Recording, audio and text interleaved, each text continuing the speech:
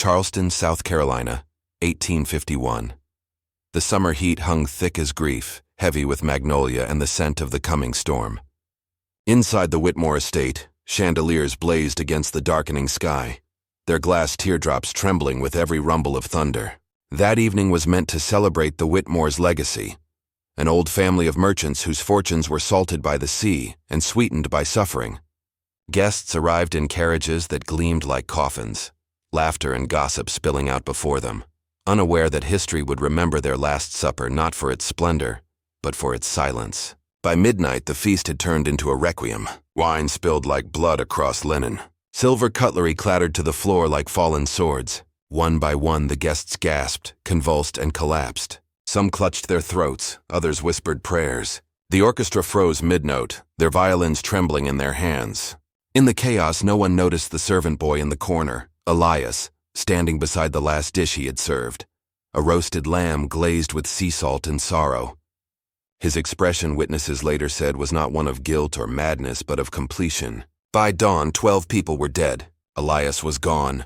His room lay undisturbed, bed neatly made, window ajar, a faint trace of salt on the sill.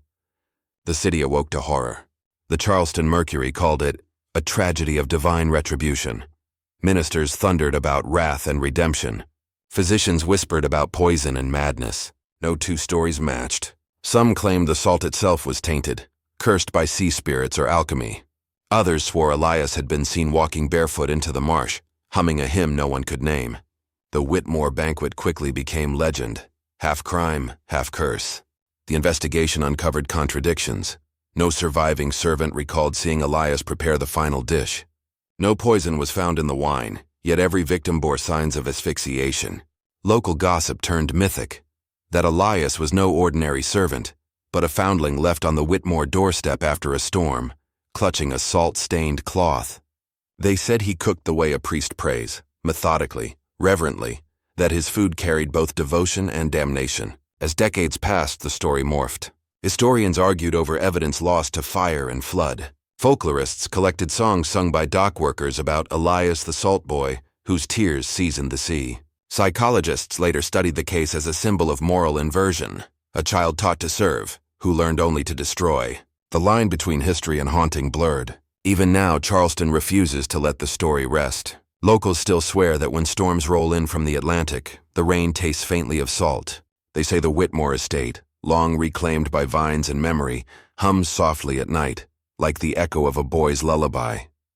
Perhaps Elias was a murderer, perhaps he was a myth, or perhaps he was something far more unsettling, a mirror reflecting the cruelty that created him.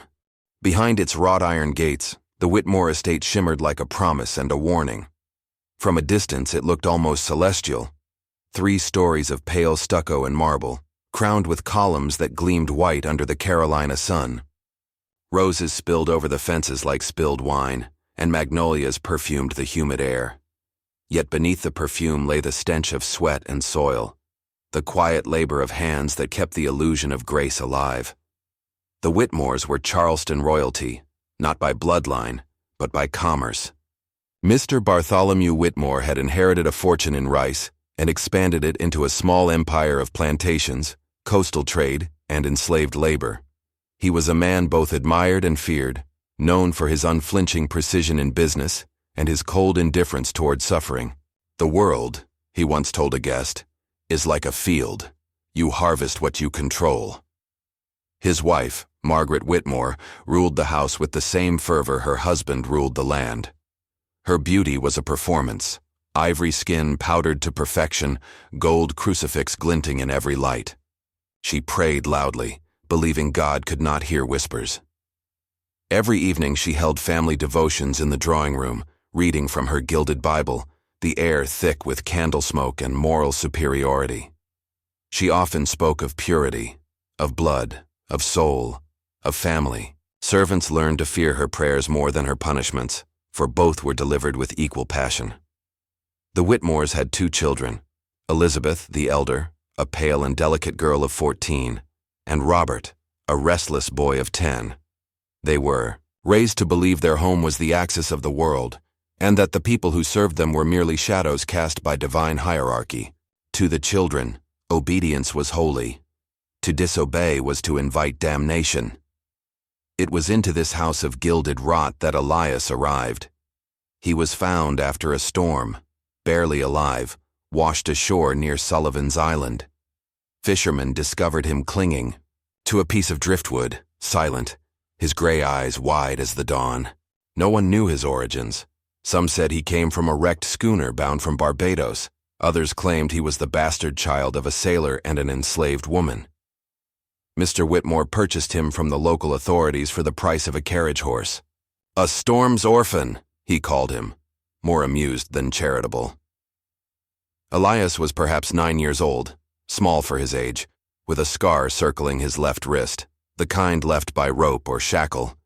He rarely spoke, and when he did, his voice carried an echo, soft and hollow as though it came from far away. The servants pitied him. Mrs. Whitmore forbade them to show it. Pity spoils obedience, she warned. At first Elias was assigned to the scullery, scrubbing pots, sweeping ashes, cleaning what others dirtied. But his hands were careful, his eyes observant. The head cook, Aunt Mercy, an elderly woman born into slavery and renowned for her mastery of flavor, noticed the boy's precision.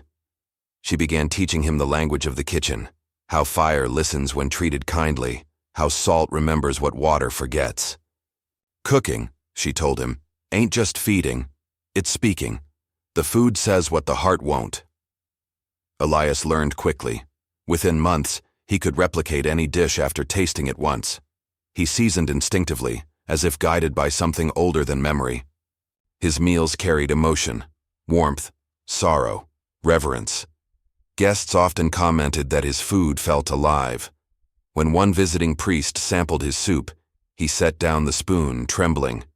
No child, he whispered, should know such flavors. As Elias grew, the boundary between boy and legend blurred. Some servants swore his eyes turned silver when he cooked, catching the reflection of the hearth fire. Others said he could make bread rise without yeast, that the sea breeze followed him through doorways. The Whitmores, ever superstitious beneath their refinement, both admired and feared him. Mrs. Whitmore insisted he cross himself before cooking, muttering prayers under her breath. Mr. Whitmore dismissed the talk as nonsense. The boy's just clever, he said, and cleverness is a useful sin. Yet Elias remained quiet, distant, a ghost among the living. He slept in the cellar beside barrels of salt and wine, his small cot pressed against the stone wall. At night, he would hum to himself, low and tuneless, a sound that made the other servants uneasy. He talks to the sea, Aunt Mercy once said, and the sea, it talks back. By the summer of 1851, the Whitmores began planning their grandest event yet, a banquet to celebrate their wealth and reaffirm their status among Charleston's elite. Invitations were sent to governors, merchants, clergy, and one Northern abolitionist journalist named Samuel Dyer, whose presence was justified under the guise of progressive discussion. The inclusion of a Northern critic at a Southern table was bold, some said foolish, but Mr. Whitmore relished the provocation. Preparations consumed the house for weeks. The kitchens became a world of feverish motion, boiling, baking, seasoning, tasting. Elias oversaw much of it, though he was still, legally, a servant. Mrs. Whitmore insisted he prepare something special, a dish that would taste of heaven.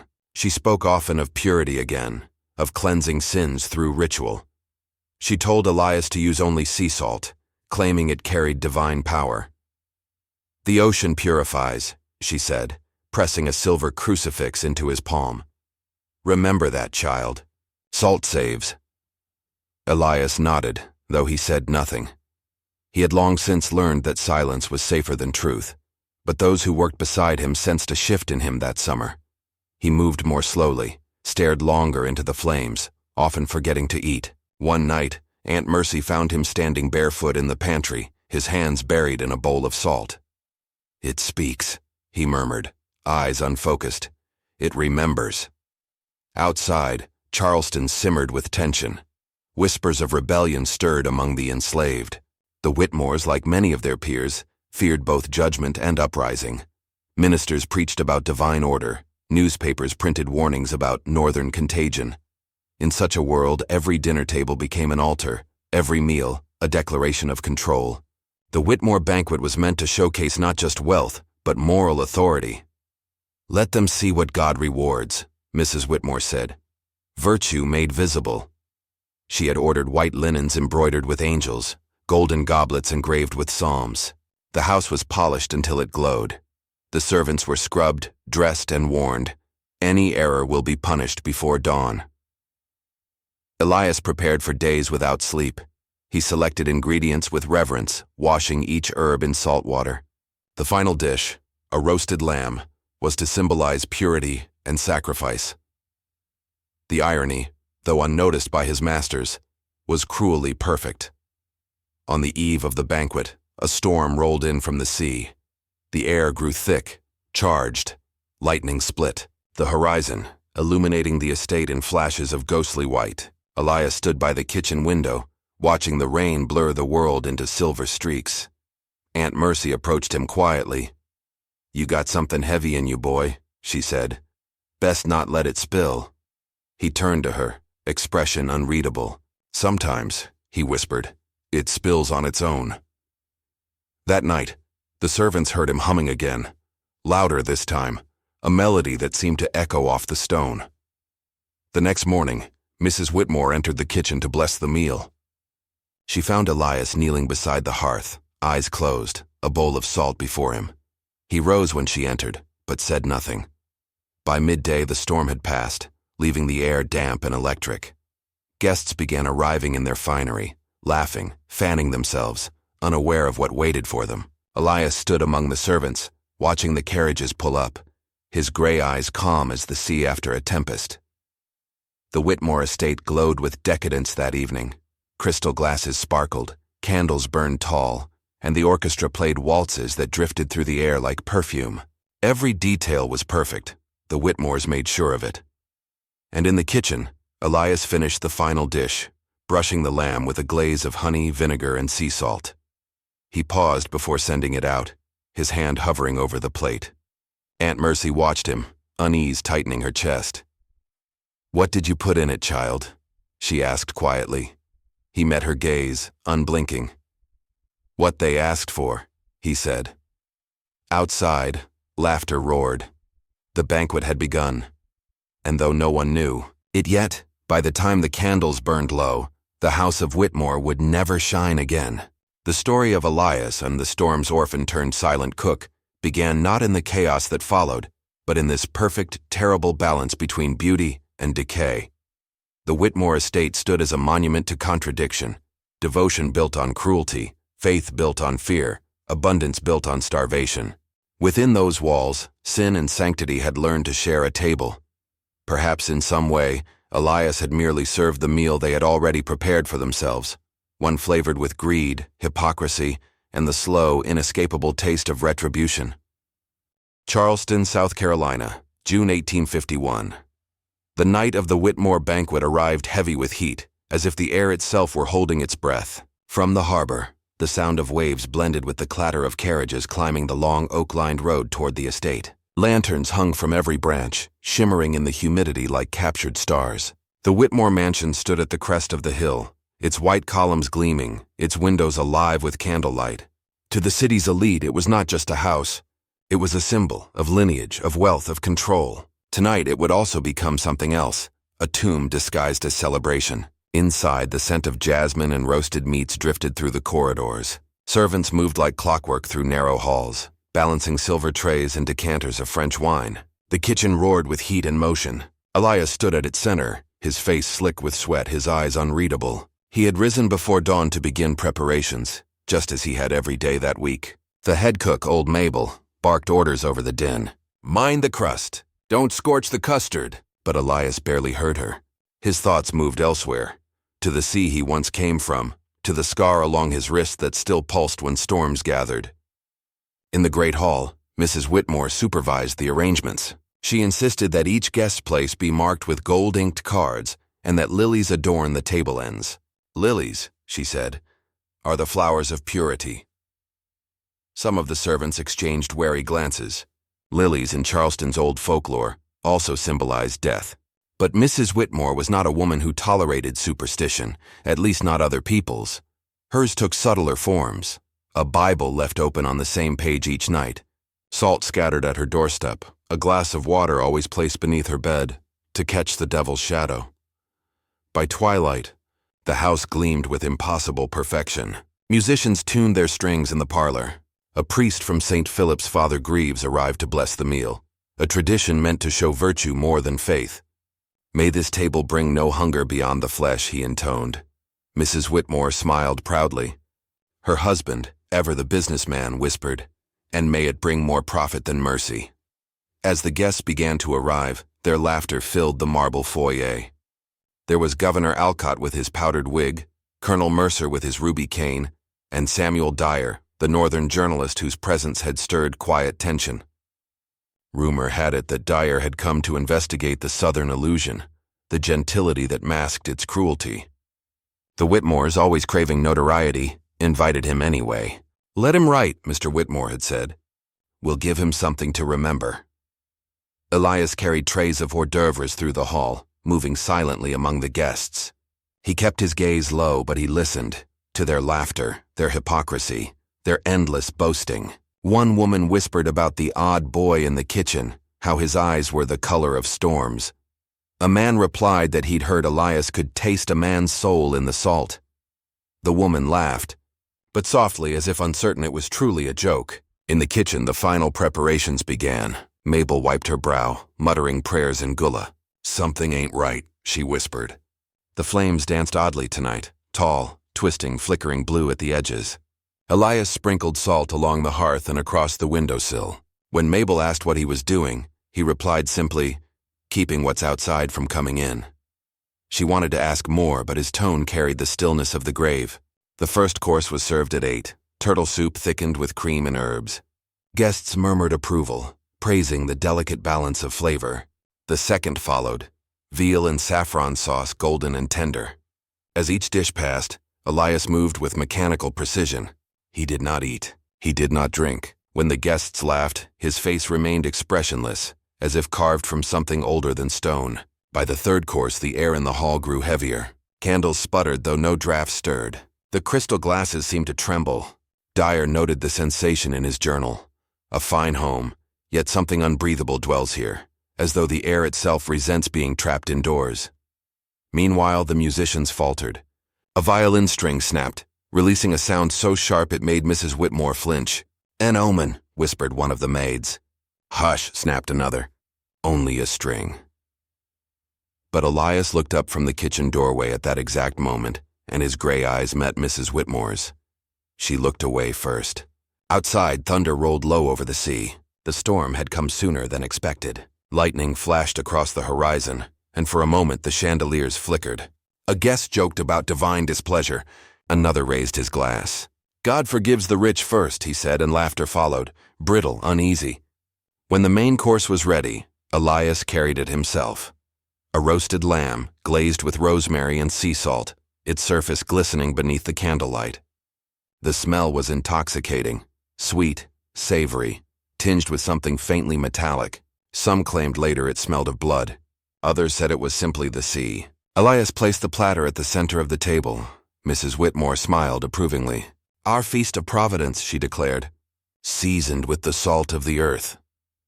No one noticed the faint tremor in Elias's hands as he stepped back. No one but Dyer. As the carving began, the storm outside reached the estate. Rain lashed the windows. Lightning illuminated the faces at the table. Laughter caught mid-gesture, eyes glinting like wet glass. Elias retreated to the kitchen. There, he stood before the window, watching rainwater stream down the glass, tasting it on his tongue. It was saltier than before, like the sea had come inland to reclaim something it was owed. Back in the dining room, the conversation grew louder, the air thicker. The priest was discussing scripture. Even Abraham, he said, was asked to sacrifice what he loved most. Mr. Whitmore laughed too hard at that, slapping the table. "A man who obeys without question," he said, "is a man truly blessed." Mrs. Whitmore nodded. "Or truly damned," she murmured, though no one seemed to hear. Moments later, the first guest coughed. It was small at first, a tickle, dismissed with a sip of wine. Then another coughed, then two more. The sound spread like a contagion, echoing through the grand hall until conversation gave way to confusion. One woman clutched her throat, her face turning pale. Another dropped her fork, gasping for air. The priest rose, reaching for his crucifix, but it slipped from his trembling hands. The air filled with the scent of iron, sharp, suffocating. Panic erupted. Chairs toppled, candles fell. Dyer, the journalist, staggered to his feet, trying to steady his vision. He looked toward the kitchen. The door was open, but Elias was gone. Through the haze, he saw Mrs. Whitmore standing at the head of the table, her face ghostly in the candlelight. Her lips moved, though no sound came. Then she whispered, clear enough for Dyer to hear, "He served us our sins." By the time dawn broke, 12 guests were dead. The survivors spoke in fragments, of choking, of burning throats, of a taste they could not describe. The physician who examined the bodies noted crystalline residue along the lips, but the salt from the meal made analysis impossible. The authorities concluded culinary misfortune. The press called it the Whitmore calamity. Samuel Dyer called it judgment in porcelain. In his final notes, recovered weeks later, he wrote, "I tasted the rain before I left Charleston. It was salt. Elias was never found. Some claimed he fled to the marshes. Others whispered he walked straight into the ocean and did not sink. Sailors swore they saw him days later, standing knee-deep in the tide, his reflection the only thing that moved. In the days that followed, the Whitmore estate became a place of pilgrimage for the curious and the cursed. People came to see where the mighty had feasted and fallen. Mrs. Whitmore refused to leave. She locked herself in her chambers, claiming to hear footsteps in the hall. Barefoot, steady, wet. Servants abandoned the property one by one, claiming the kitchen smelled perpetually of salt and blood. When Father Greaves returned to perform a cleansing ritual, he found the dining room untouched, plates still on the table, glasses still half filled. On the wall above the fireplace, someone had drawn a symbol in salt, a spiral enclosing a single teardrop. He asked Mrs. Whitmore who made it. She only replied, "He said it would keep the hunger out." By midsummer, she was dead, found in her bed, her skin dusted white as frost. No poison was found in her system. Some said she starved herself out of guilt. Others whispered that she simply turned to salt. Mr. Whitmore, unable to sell the estate, fled north. He died penniless, muttering Elias's name until his final breath. For decades, no one rebuilt the house. The locals avoided the hill where it stood. Children dared each other to approach the gates to lick the rain off the iron bars. "Tastes like tears," they said. And when storms came in, from the sea, the air around the ruins turned strange, heavy, metallic, like the scent before lightning strikes. Historians still debate the event. Some argue the salt was tainted. Others claim Elias poisoned the feast deliberately.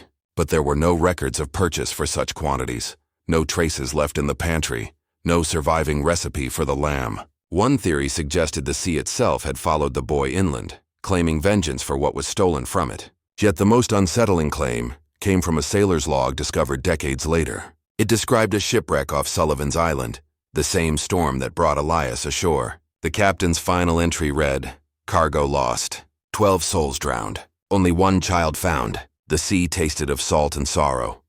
Even now, when Charleston rains hard enough to flood the harbor, the locals swear they can taste it, that faint sting of salt on their lips. They say it's the sea remembering. They say it's Elias, seasoning the world one last time. And every few years, someone claims to see him, a figure by the shoreline, barefoot, staring toward the horizon. Not a man, not a ghost, something in between. When asked what he's looking for, the old fishermen always give the same answer. He's waiting for the feast to end. Charleston awoke to panic. By morning, word of the Whitmore deaths had reached every corner of the city. The wealthy whispered in fear, the poor in fascination. The Whitmores had always seemed untouchable, their fortune insulated by faith, influence, and carefully curated morality. But death had entered through their dining room, not their gate. And that Charleston could not ignore. The coroner's report came swiftly and said little. Chemical poisoning, it read. Likely accidental. No further inquiry required. But even the coroner's signature seemed hesitant. Its ink smudged as if the hand that wrote it trembled. Rumors took the place of facts. Some said Elias had poisoned the food in revenge for a whipping. Others swore it was a plague, a biblical reckoning, or the sea itself reclaiming what the Whitmores had stolen. No one could agree, yet everyone was certain of one thing. Something unholy had passed through that house. Within days, the governor dispatched a small panel of investigators, led by Sheriff Gideon Hales, a man more known for suppressing slave uprisings than uncovering truth. Hales was joined by 2 church officials and 1 doctor, a physician from Savannah named Dr. Lucian Crowe, whose fascination with the supernatural made him both respected and feared. Together they entered the Whitmore estate, accompanied by soldiers, servants, and the heavy silence of superstition. The dining hall had been left untouched since the night of the tragedy. The air was thick with rotten salt. The long table remained set, plates still bearing traces of lamb, wine dried in crimson arcs across the cloth. The candles had melted into grotesque shapes as if frozen mid-scream. Dr. Crowe took notes, examining the residue under magnifying glass. "Sodium chloride," he murmured, "but something else. An organic element I can't identify." Sheriff Hales crossed himself. "Speak plain, Doctor." Crowe's eyes glimmered. "The sea leaves its fingerprints on everything, Sheriff. But this feels like intention." Down in the cellar, the investigators found stranger things still.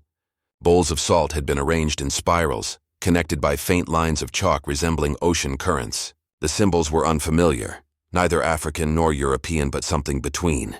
In the center of one spiral lay a half-burned note, written in uncertain English. "Salt remembers." The handwriting was shaky, almost childlike.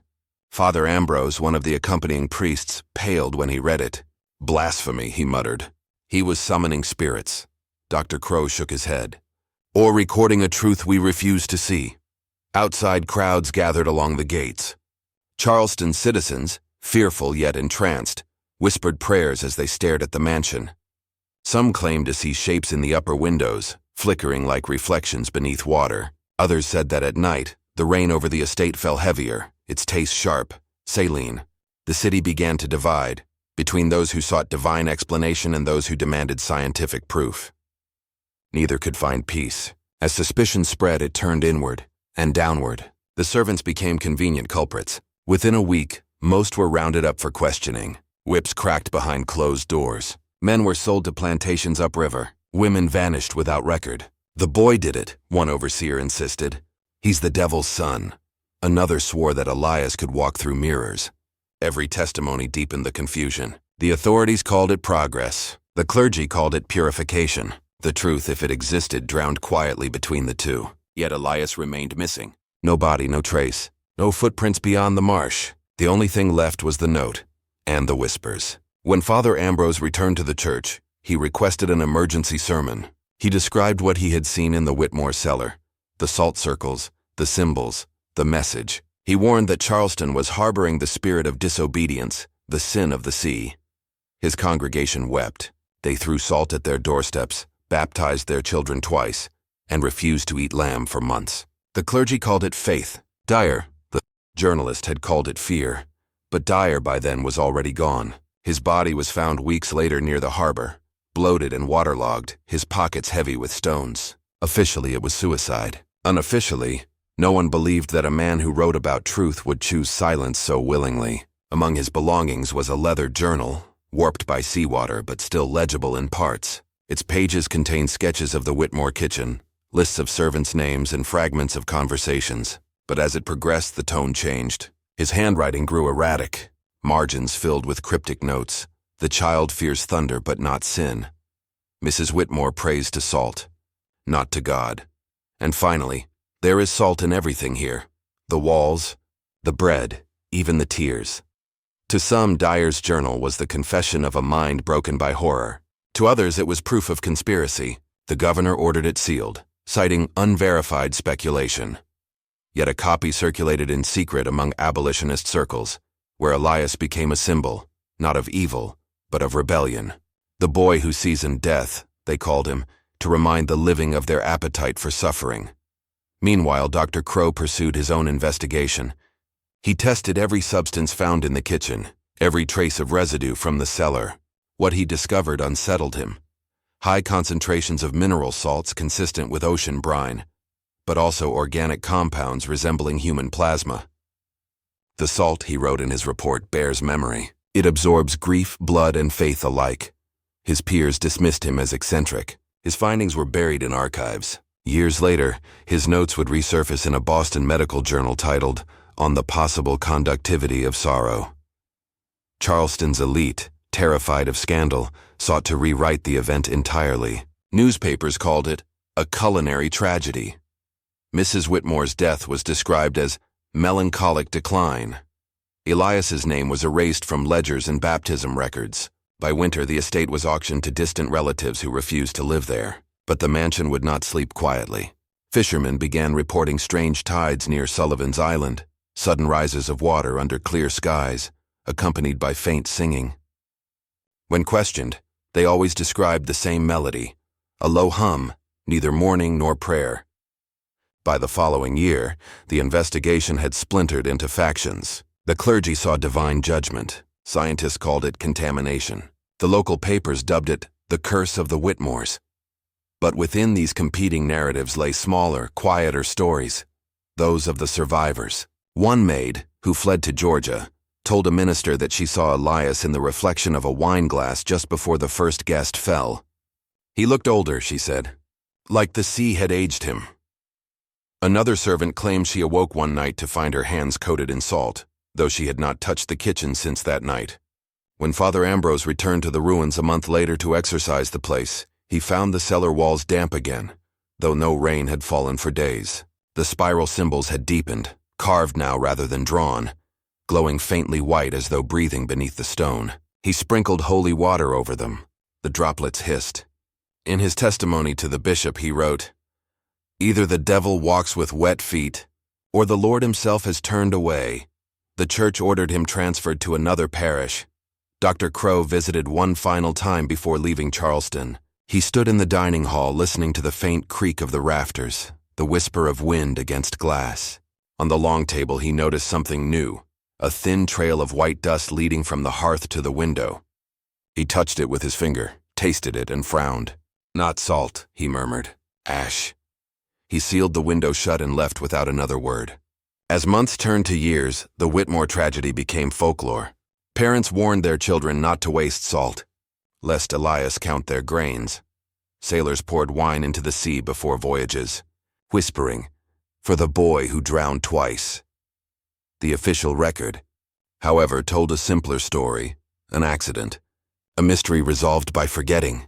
But memory is stubborn. It survives in what it touches. In 1879, nearly 3 decades later, a new owner attempted to rebuild the estate. Workers unearthed fragments of porcelain, rusted silverware, and beneath the dining hall, a sealed jar. Inside it were 12 human teeth wrapped in cloth. Each tooth was marked with a symbol identical to those found in the cellar. The jar was quietly reburied. Construction ceased within the week. The owner left Charleston within the month. By the turn of the century, scholars revisited the case. Some saw in Elias's story an allegory of spiritual contamination, the way human cruelty infects even the innocent. Others viewed it as resistance, a small, terrible act against an empire of control. Psychologists studying trauma drew parallels to survivor reverence, how a victim internalizes powerlessness until destruction feels like deliverance. One paper, written in 1902, concluded, "Perhaps the boy did not kill them. Perhaps he fed them their own reflection." Yet even the skeptics could not explain the salt. Residues appeared long after the house fell to ruin. Grass refused to grow near the cellar. During heavy rain, puddles formed patterns shaped like spirals. The phenomenon persisted until the estate was finally swallowed by vines and silence. When asked about the case in his later years, Dr. Crow gave a single remark. "Charleston wanted justice," he said, "but what it needed was confession. The boy merely served what they hungered for." The state records list the investigation as closed, unsolved, and non-criminal. But the priests who blessed the site afterward wrote something different in their private logs. "No forgiveness here. The sea does not forget." Even now, when storms roll through Charleston and thunder shakes the old harbor, some claim they see a boy's reflection in puddles, not in the surface, but beneath it. His eyes gray as smoke, his hands dusted white. Sometimes he hums, sometimes he whispers words no one can understand. But if you listen closely, they say, the sound resembles the tide pulling away from shore. Perhaps it is memory, perhaps it is guilt, or perhaps, as Father Ambrose once warned, the salt remembers. After the scandal, the Whitmore estate was sealed like a tomb, curtains drawn, doors barred, and family portraits removed under the hush of scandal and shame. The neighbors spoke softly of the tragedy for a time, then not at all. In Charleston's humid air, memory spoils quickly, yet some memories cling like mildew. By the first autumn after the banquet, vines had begun their slow reclamation, curling through the veranda's railings, wrapping around marble columns as if the earth itself wanted to strangle the house. The great fountain at the center of the courtyard, once the pride of the family, filled not with rainwater but with brine. No one could explain how the water turned saline, though some whispered that the sea had finally come to collect what was owed. At first it was the servants who returned, those who had been scattered after the investigation, some freed, some resold. They came to the gates at night, leaving offerings of salt and bread wrapped in linen. None dared enter, but all swore they heard music drifting from the kitchen, the same low, haunting melody Elias had hummed while working. They said it wasn't just sound, it was hunger, remembrance, and grief bound together. And when the wind turned toward the sea, the melody would stop, replaced by the faint clatter of cutlery. By the 1870s, Charleston had changed. Reconstruction reshaped politics, but not the past. The Whitmore estate stood like a wound that refused to close, its shutters hanging loose, its halls hollow yet somehow listening. Children dared each other to run to the porch and touch the brass door knocker. Few ever made it that far. One boy claimed he saw a handprint appear on the glass from inside, wet, glistening, and leaving behind white residue that tasted like salt. In 1882, the estate caught the attention of a group of northern spiritualists who had come south in search of psychic disturbances. They were drawn by rumors of singing in the fog and strange reflections seen in mirrors. They brought equipment, cameras, thermometers, and crucifixes polished until they gleamed. Among them was Dr. Lucille Moreau, a French physician turned paranormal researcher who believed trauma could imprint itself upon matter. Her notes, preserved in the Charleston Historical Society, remain the most detailed account of the estate's haunting. On the first night she wrote, "There is a presence in this place neither malevolent nor benign but heavy. The air itself is thick, saline, metallic, and alive. The windows sweat, the floors hum when no one moves." She and her team began their investigation in the grand dining hall, the room where the 12 had perished. Dust layered everything like a burial shroud. Yet when they brushed it aside, they found faint lines on the walls, patterns of salt forming shapes that mirrored coastal tide charts. Moreau sketched them meticulously, comparing them to nautical maps. The resemblance was undeniable. "It's as if the sea reclaims him," she noted in her field diary. Each night brought escalation. Candles sputtered and died at random, mirrors fogged as if someone breathed against them, and tableware rearranged itself into perfect alignment, always 12 plates, always one seat left empty. One of the assistants, a skeptic named Charles Avery, awoke screaming after claiming he saw a boy's reflection staring at him from a spoon. Eyes gray as smoke, mouth closed but somehow humming. The next morning, Avery left Charleston and never returned. Local papers caught wind of the investigation, dubbing it the Salt House Mystery. Residents gathered near the gates at dusk, curious and terrified in equal measure. Some brought relics, rosaries, candles, vials of holy water, as if to protect themselves from the echo of sin. Yet others came with hope. Descendants of the estate's enslaved workers claimed they felt drawn to the house, as though the soil itself whispered for acknowledgement. One evening, a storm rolled in from the Atlantic, thunder rumbling like distant drums. Moreau's team stayed inside, continuing their experiments. She recorded drops in temperature, fluctuations in barometric pressure, and something stranger. When lightning struck nearby, the salt lines on the walls glowed faintly blue. Her notes read, "It is as though electricity animates memory. I believe these marks are not random crystallization but resonance, the residue of consciousness." The following morning the storm cleared, leaving behind the scent of seaweed. But something in the house had shifted. Footprints appeared in the dust near the dining table, small, barefoot, leading toward the kitchen. The door to the cellar, sealed for decades, stood slightly ajar. Inside, they found bowls filled with fresh salt, arranged in spirals. None of the team admitted to placing them there. Over time, the estate became more than a haunted house. It became a confession written in architecture. Priests visited and declared it a soul's wound unhealed.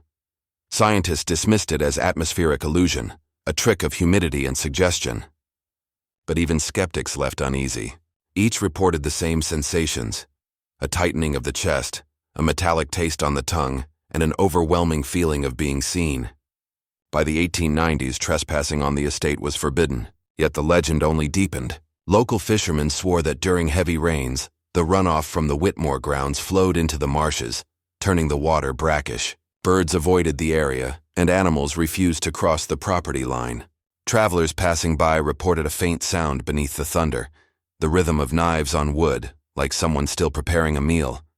In 1903, a young journalist named Edith Langley defied warnings and spent 3 nights inside the estate. Her report, published as Salt in the Blood, became infamous. She described the house as alive but grieving. She claimed the mirrors showed not reflections, but memories, flashes of the banquet, faces distorted in horror. A boy standing motionless at the head of the table. On her final night, she awoke to find her notebook open, a single phrase written across the page in damp salt.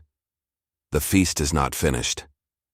Langley left Charleston soon after and reportedly never wrote again. When researchers examined her recovered equipment years later, they found faint handprints on her camera lenses, small, childlike, preserved in a thin film of salt. As the 20th century dawned, modernity crept into Charleston. Electricity lit the streets, trains replaced carriages, and people began to forget. Yet the Whitmore estate refused to die quietly. Each renovation attempt failed. Workers grew ill or quit abruptly. Concrete poured over the cellar cracked within days. The city eventually declared the property unsafe, leaving it to rot. Still, every few years someone swore they saw a figure in the upper window, pale and motionless, staring toward the sea. In 1927, a psychology professor from Columbia University named Dr. Harold Timmons revisited the legend as part of his research into mass hysteria. He interviewed dozens of locals and compiled their testimonies into what he called the Charleston memory phenomenon. His conclusion was that the haunting represented not a ghost but a collective guilt. The psychological echo of an era built upon cruelty and denial. "The salt," he wrote, "is conscience crystallized."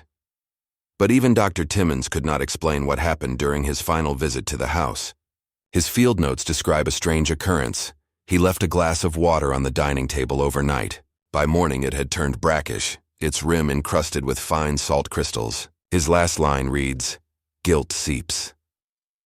By the mid-20th century, the Whitmore estate had become a site of pilgrimage for both believers and skeptics. Paranormal societies conducted recordings. Radio hosts broadcast live seances. During one session in 1956, a medium named Eliza Carraway entered a trance and began reciting what witnesses identified as an old sea shanty. Midway through, her voice shifted. Lower, childlike, she whispered. "He fed them what they fed him." Moments later, all candles extinguished simultaneously. The session ended in silence and fear. The estate burned partially in 1962, though no one knew how the fire began. Firefighters reported that the flames behaved unnaturally, moving in circles, leaving the salt-marked walls untouched. When the ashes cooled, investigators found that the dining table remained intact. On its surface lay 12 plates, arranged neatly, and a 13th overturned. Today, the land is fenced off, overgrown with moss and wild roses. Yet each year during Charleston's hurricane season, locals claim the air changes. Rain turns sharp, tasting of the sea. Windows fog, and if one stands near the ruins at dusk, some say they hear it. The faint hum of a child's voice carried by the wind, threading through the reeds. Historians debate the meaning of the legend. Some insist it is metaphor, a haunting born of the South's refusal to face its own sins. Others believe something elemental occurred, that Elias's final act bound his pain to the soil itself, turning salt into remembrance. Psychologists describe it as residual trauma. Priests call it unfinished penance. But for the people of Charleston, the Whitmore estate remains something simpler and more dreadful. Proof that guilt, once buried, has a way of rising, grain by grain, crystal by crystal, until even the air remembers. And on stormy nights when thunder rolls across the harbor, some say you can still taste it, that faint familiar flavor in the rain. Salt, not from the sea, but from tears. Time has not buried the story of Elias Whitmore. If anything, the years have made it heavier, crystallized like salt around a wound that refuses to heal. Every generation that inherits his legend reshapes it, revealing more about themselves than about the boy who vanished after that fateful banquet. To some, Elias is vengeance incarnate. To others, a mirror of guilt, grief, and retribution. What began as a supper gone wrong became something else entirely. A haunting parable about power, cruelty, and the fragile line separating faith from fear. The Whitmore banquet of 1851 did not end when its guests perished. It only changed shape, spreading through memory like a tide that could not be turned back. By the late 19th century, the tragedy had already passed into rumor. Preachers used Elias's name from the pulpit, warning their congregations against pride and unrepentance. The newspapers of the time printed moralistic accounts describing the boy servant who summoned judgment upon the corrupt. Yet behind these sermons, whispers persisted that what had happened in that dining room was neither divine punishment nor madness. It was deliberate, though by whose hand, no one could say. The line between sin and sacrifice blurred, and each retelling tilted the story toward whichever truth the teller found most comforting. Then, in 1922, archivists restoring the Whitmore estate stumbled upon a discovery that reignited the old fire. Hidden inside the lining of a dining chair was a small ledger, water-damaged but legible. Within its pages were orders for imported spices, salts, and strange chemical compounds purchased from a London merchant named Dr. Alaric Finch. Among the notes was one peculiar entry describing a preservative compound ensuring purity of meat, leaving a mild saline finish. Historians quickly identified this mixture as a variant of mercury chloride, a toxic compound once used by wealthy households experimenting with food preservation. The findings shattered what little certainty remained. If Elias had been trained to use these substances under Whitmore instruction, was the poisoning truly his doing? Or had he simply followed a recipe written by his masters, repeating the cruelty they had taught him? The ledger was not the only revelation. Later that same year, a bundle of letters surfaced, correspondence between Mrs. Whitmore and Dr. Finch himself. In them Finch wrote, "Salt is the key to preservation, both of flesh and faith, but too much of God's ocean will consume what it means to save." One final letter, unsigned but written in the same ink, warned, "Your servant boy experiments too freely. Tell him the sea takes what it lends." The discovery of these letters reignited speculation that Elias had tampered with the Whitmore's experiments, perhaps out of revenge, perhaps out of ignorance. The ambiguity of it all became the legend's pulse, an unanswered question beating through every retelling. As years passed, the story splintered into interpretations. The supernatural, the psychological, and the historical, each theory reflected the mind of the believer more than the truth of the event. To the devout, Elias was no longer a mortal child. He had become a specter of reckoning, a wandering soul bound to the tide. Locals began to tell of a figure seen near the marshes after storms, a boy humming a hymn and walking barefoot across wet sand without leaving footprints. Fishermen claimed to hear him before hurricanes, his song a warning to seek shelter. They began leaving small bowls of salt on their doorsteps, whispering, "For the boy who remembers." It was both prayer and apology, an acknowledgement of something beyond human justice. To some, Elias was an angel of vengeance. To others, a restless ghost who punished cruelty and pitied the broken. His myth became as fluid as the sea itself, shifting between fear and faith depending on who spoke his name. Charleston's clergy denounced these superstitions but could not extinguish them. The legend filled the silence that facts could not. To believers, Elias's ghost was a symbol of divine balance, a child wronged who became the hand of retribution. Yet the contradictions within this faith ran deep. If he was an instrument of divine justice, why had the innocent died alongside the wicked? Why was salt, both preservative and poison, at the core of his myth? Theologians wrestled with this paradox, concluding that perhaps Elias's story was meant as a warning, that purity itself, when pursued without compassion, becomes corruption. In this way he became a saint of sorrow, one who reminds the living that judgment once summoned spares no one. But as theology sought salvation, science sought explanation. By the mid-20th century, psychologists and historians began to reinterpret the legend through the lens of trauma. Dr. Harold Timmons, a pioneer in the study of post-traumatic behavior, published a paper in 1954 titled "The Taste of Memory, a Study of Associative Transference." In it, he proposed that Elias's reputed curse was not supernatural at all, but an extreme psychological manifestation of abuse and deprivation. Timmons suggested that Elias's relationship with cooking, his ability to evoke emotion through flavor, was a coping mechanism. Each meal, he wrote, was a ritual of control in a world that denied him agency. The banquet, according to this theory, was not premeditated murder, but a subconscious act of release. The poisoning, whether accidental or deliberate, became an expression of unspoken suffering, a final translation of pain into something tangible. Psychologists who later examined this view described Elias as a mute conductor of collective guilt.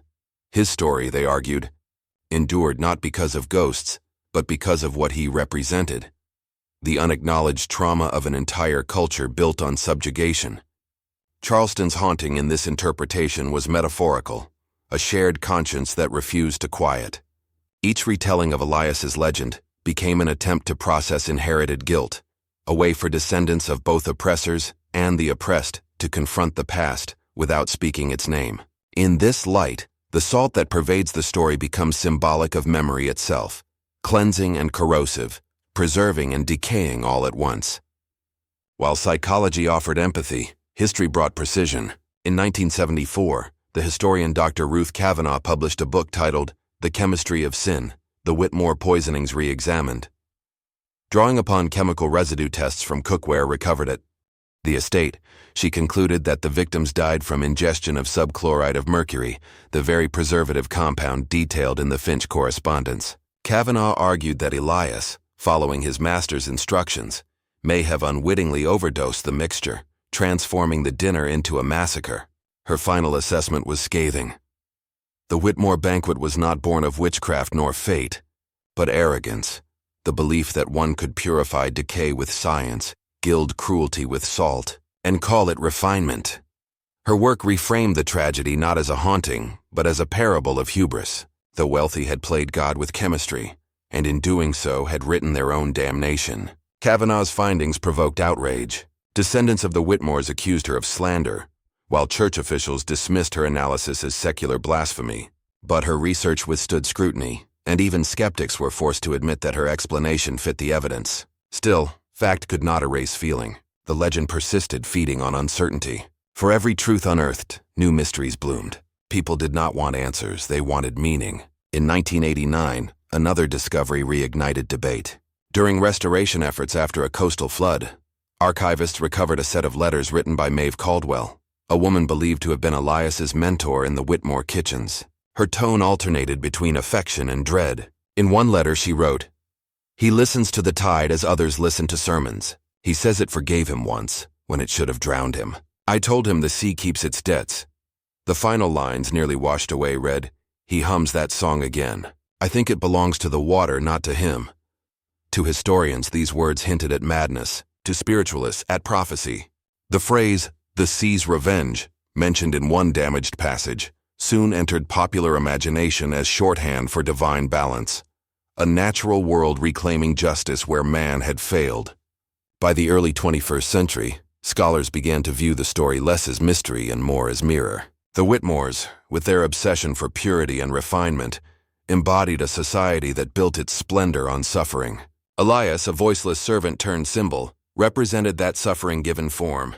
His transformation, from victim to myth, from silence to song, became a metaphor for history itself, for every injustice repackaged as ghost story to make it bearable. In this sense, the haunting was never about Elias alone. It was about a people unable to face the consequences of their own feast. Today, descendants of the servants who once worked at the Whitmore estate still visit the ruins that remain. They do not come in fear, but in quiet reverence. Some bring bowls of salt and place them near the collapsed kitchen hearth. Others simply stand in silence. One elderly woman, Lila Hartwell, told a journalist, "We don't ask him to forgive. We ask him to rest, because he carried what no child should." Her words capture the enduring tenderness buried within the legend. That even if Elias was capable of destruction, it was born from the lessons of cruelty he had been forced to learn. Whether victim or vessel, his story reminds the living of what happens when empathy is starved. In Charleston, there is still no grave for Elias Whitmore. No monument, no plaque, no confirmed remains. His name does not appear in church records or census rolls, and yet his presence lingers. Tour guides point toward the sea during summer storms, telling tourists that when rain begins to taste of salt, the boy is near. Some smile politely, others shiver. Historians debate, scientists dismiss, and priests pray. None can explain why, after all this time, the story refuses to fade. It is as though the earth itself refuses to forget what was done within those gilded halls. Theories multiply endlessly, but all dissolve like salt in water. Perhaps Elias was not meant to be understood. Perhaps he was never entirely real. Perhaps he was the embodiment of a nation's conscience, an orphan forced to swallow the world's cruelty until he learned to speak it back. In every version of his tale, whether whispered in fear or reverence, one thing remains unchanged. He remembers. The final question lingers like the taste of the tide. Was Elias a murderer or merely a messenger? Did he act with intent, or did he simply mirror the corruption of those who ruled over him? Some claim he was an angel of judgment, others a child broken beyond repair. But the truth, like the sea, is never still. It shifts with each retelling, eroding certainty, reshaping belief. And perhaps that is fitting, because what haunts Charleston is not the ghost of a boy.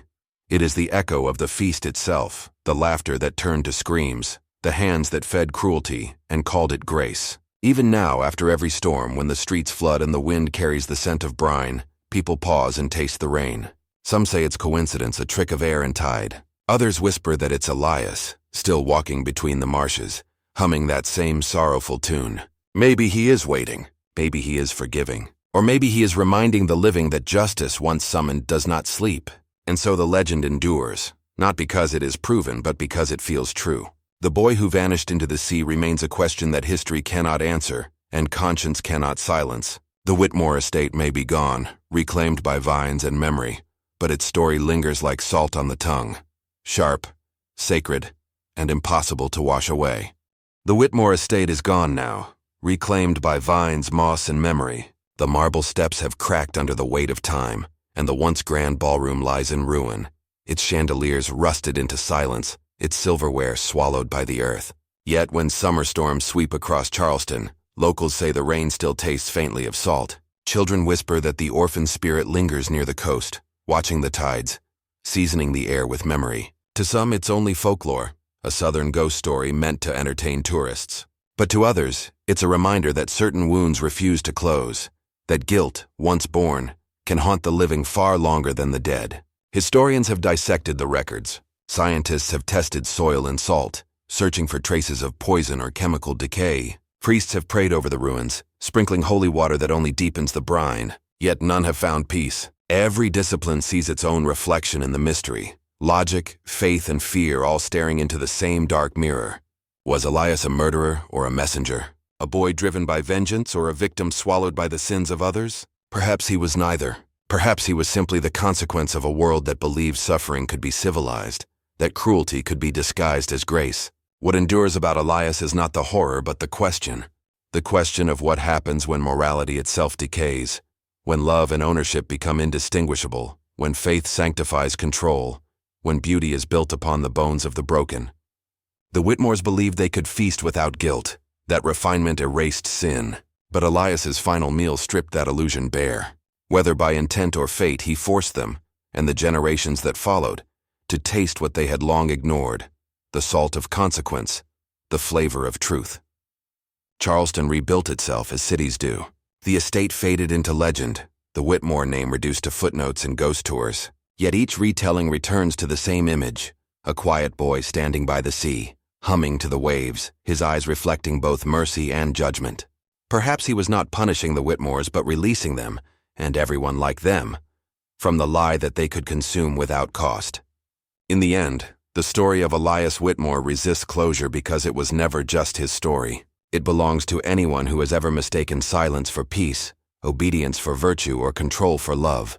It endures because the feast of humanity has always been seasoned with death, and somewhere, beyond the veil of time and tide, the boy who knew its taste still waits.